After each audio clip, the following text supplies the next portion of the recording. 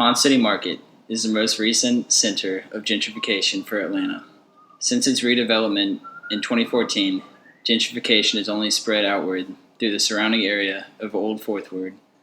An example of this can be found in the planned renovation of the nearby Beltline Kroger, more commonly known as Murder Kroger.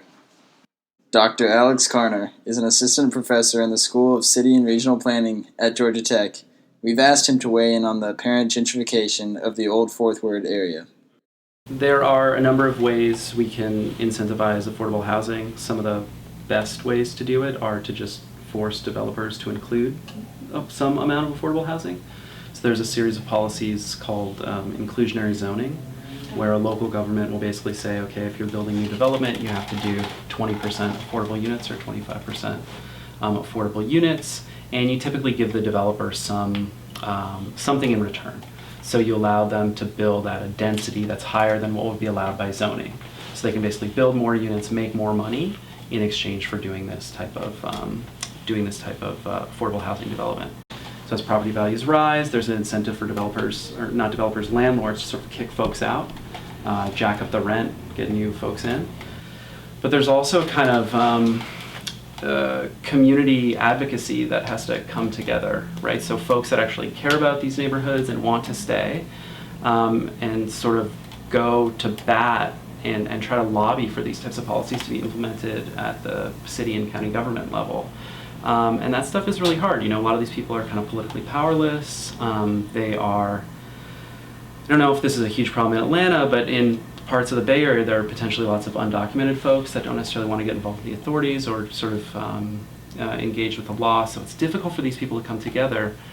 But we just want to make sure that, you know, all different types of people are going to benefit in it, not just one very particular slice of folks. One of the groups hurt by the new plans for the Beltline Kroger is the working class that makes up its employees.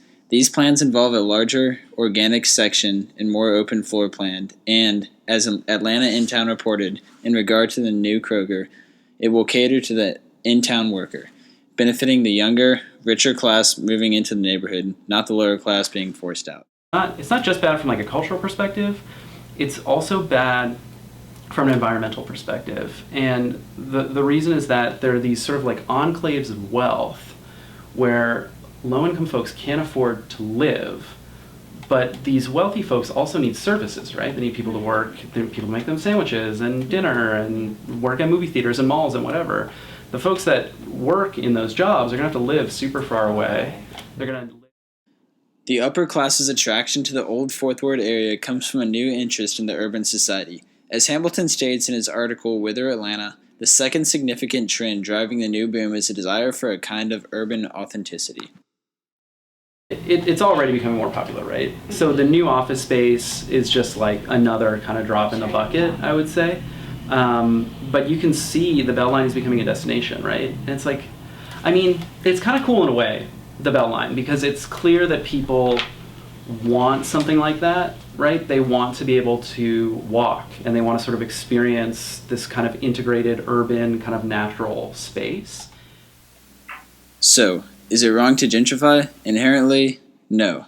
But the current process of gentrification in Old Fourth Ward does not seem to properly preserve the rights of the lower class.